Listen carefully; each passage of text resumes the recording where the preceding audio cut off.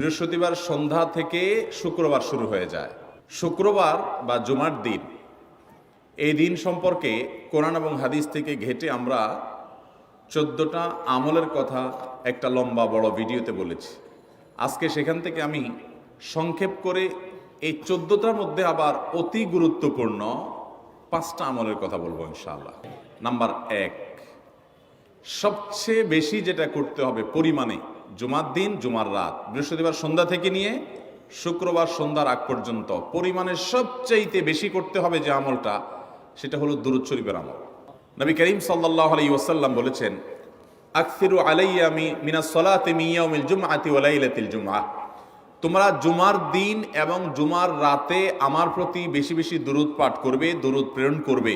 ফাইন্না সালাতাকুম মা'রুদাতুন আলাই, কারণ তোমরা যে দুরূদ পাঠ করো এটা আমার কাছে পেশ করেন আল্লাহর ফেরেশতারা, এবং রীতিমতো নামধাম সহকারে আল্লাহর একদল ফেরেশতা নিয়োজিত আছে। তারা বলেন, আল্লাহ, হে আল্লাহ রসুল, আপনার অমুক উম্মত, অমুক অনুসারী, আল্লাহর অমুক বান্দা পৃথিবীর অমুক প্রান্ত থেকে, অমুক দেশ থেকে, অমুকের সন্তান, সে আপনার প্রতি দুরূদ পেশ করেছে জুমার দিনে, জুমার রাতে বা অন্য সময়ে।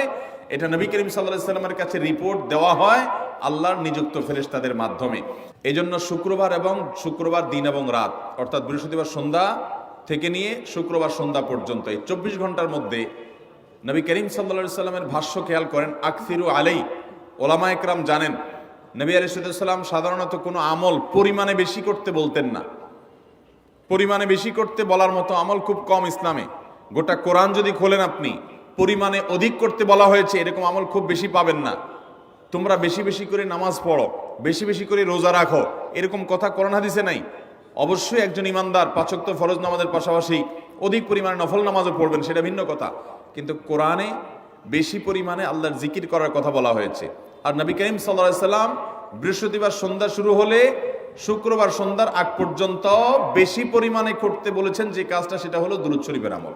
দুরূদের এই আমলটা, এটা করার জন্য আল্লাহ তাআলা এমন সহজ করে দিয়েছেন যে ওযুর প্রয়োজন নাই। আপনার ওযু নাই, তারপর আপনি দুরূদ পাঠ করতে পারবেন। এবং আপনি এই বড় দুরূদ পড়ার মতো সময় নাই, তো আপনি একেবারে সবচেয়ে সংক্ষিপ্ত দুরূদ পড়েন সাল্লাল্লাহু আলাইহি ওয়াসাল্লাম, তাতেও দুরূদ পাঠের সওয়াব পাবেন। আমলটা করবো তো ইনশাআল্লাহ। নাম্বার 1।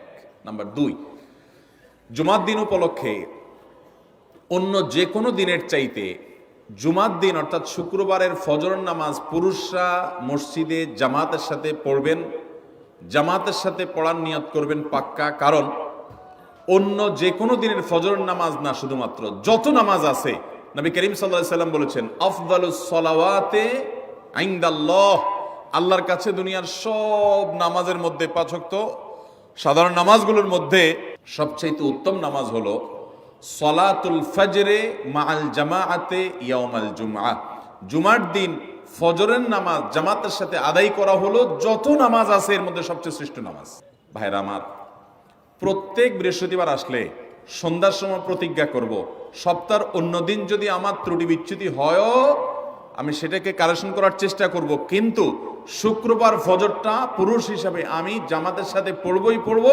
তার জন্য রাতে আগে আগে শোবো, ডাবল ট্রিপল অ্যালার্ম দিয়ে শোবো, অন্য নামাজি বন্ধুকে বলবো ফোন দিয়ে ডেকে দিবি, একে অন্যের সহযোগিতা করব, কিন্তু ফজরের নামাজ জুমার দিন ছাড়বো না ইনশাআল্লাহ।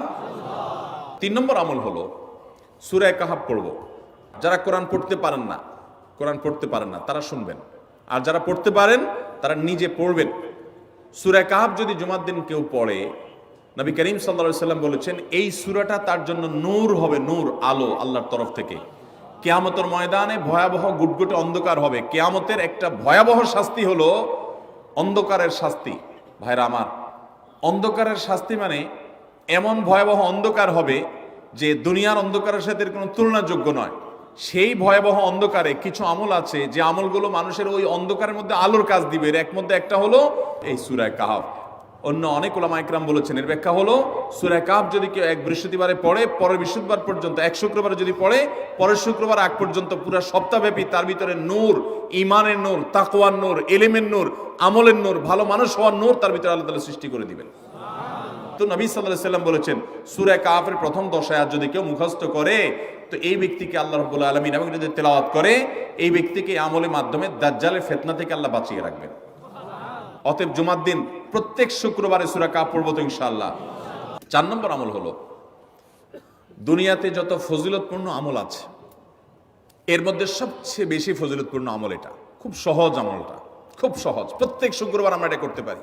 জুমার দিন আগে ঘুম থেকে উঠে উত্তম রূপে গোসল করে মসজিদে আগে আগে গিয়ে পায়ে হেঁটে গিয়ে সামনে সামনে ইমাম সাহেবের কাছাকাছি গিয়ে বসা, অনর্থক কথা কাজ না করা, তেলাওয়াত জিকির আজকারের মশগুল থেকে নামাজটা পড়ে বের হয়ে আসা, এই কাজ, এই কয়েকটা কাজ যদি করে তাহলে কাজ কয়টা হলো? আগে আগে ঘুম থেকে উঠা, ওই যে ফজর নামাজ জামাতের সাথে পড়া ইত্যাদি, গোসল করা উত্তম রূপে, আর পায়ে হেঁটে মসজিদে যাওয়া, বাহনে না চড়া, 4 নম্বর হলো ইমামের কাছাকাছি গিয়ে বসা, কোনো অনর্থক কাজ না করা।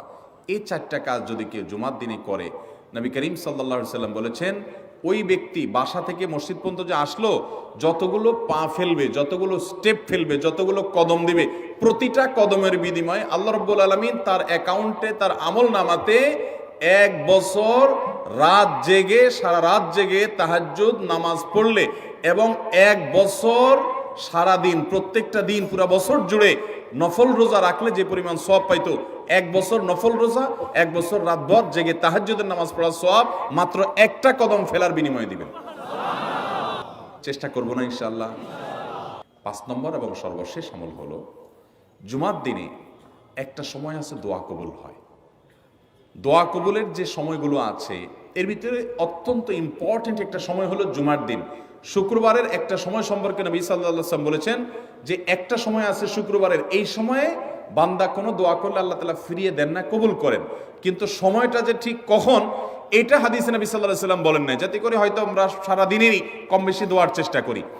এই বিষয়ে মুহাদ্দিসগণ, হাদিস বিশ্লেষকগণ, পণ্ডিত ওলামায়ে কেরামগণ হাদিসের বিভিন্ন আকার ইঙ্গিতকে গবেষণা করে, অ্যানালাইসিস করে এক একজন এক এক সময়ের কথা বলেছেন। তবে বেশিরভাগ ইমাম, বেশিরভাগ পণ্ডিত ওলামায়ে কেরাম, বেশিরভাগ আপনার ইসলামিক স্কলারগণের বক্তব্য হলো যে এই সময়টা হলো জুমার দিনের শেষ প্রহর, আসরের পর থেকে নিয়ে সূর্য ওঠার আগ পর্যন্ত এই সময়টা। আমাদের আল্লাহর দিকে মনোনিবেশ করতে হবে দোয়ার জন্য বেশি বেশি। তাহলে শুক্রবারে 5 নম্বর আমল হলো বেশি বেশি কি করবো ইনশাআল্লাহ? দোয়া, বেশি বেশি দোয়া করবেন, উঠতে বসতে চলতে ফিরতে। বিশেষভাবে সূর্য ডুবার আগের যে সময়টা শুক্রবার, অর্থাৎ দিনের শেষ সময়টা, বিশেষভাবে আল্লাহ তাআলার কাছে দোয়া করব। ঠিক আছে তো ইনশাআল্লাহ? কয়টা আমল বললাম? আমল করবো তো ইনশাআল্লাহ? মনে থাকবো তো ইনশাআল্লাহ? আমরা প্রয়োজনে বাসায় গিয়ে একটা কাগজে নোট করে ফেলবো, লিখে ফেলবো, লিখে এরপরে ওয়ালে টাঙ্গায় দিবেন বাসায় যে জুমার দিন এই 5 কাজ আমি ছাড়বো না। আপনি যদি মনেও না থাকে, আপনার যদি ভুলেও যান, আপনি এই কাগজ আপনাকে মনে করাবে ইনশাআল্লাহ। বাসায় ফ্যামিলির লোকদের সাথে শেয়ার করবেন, জুমার দিন হুজুর বলেছেন, আমি একটু আমার মন থেকে বলি না, এগুলো সব কোরআন হাদিসের কথা বলেছি আপনাদেরকে। কোরআন হাদিসের আলোকে 5টা আমলের কথা বলেছেন, বিশেষভাবে জুমার দিন আমি 5টা আমল করবই করব। ভাইরা আমার, প্রত্যেক জুমার দিন যদি আপনি একটু ইমানের রিচার্জ করেন, ইনশাআল্লাহ সারা সপ্তাহ আপনার জন্য সেটা উপকারে আসবে। চেষ্টা করবো তো ইনশাআল্লাহ? আল্লাহ তাআলা এই আমলগুলো আমাকে, আপনাকে, আমাদের সবাইকে করার তৌফিক দান করুন।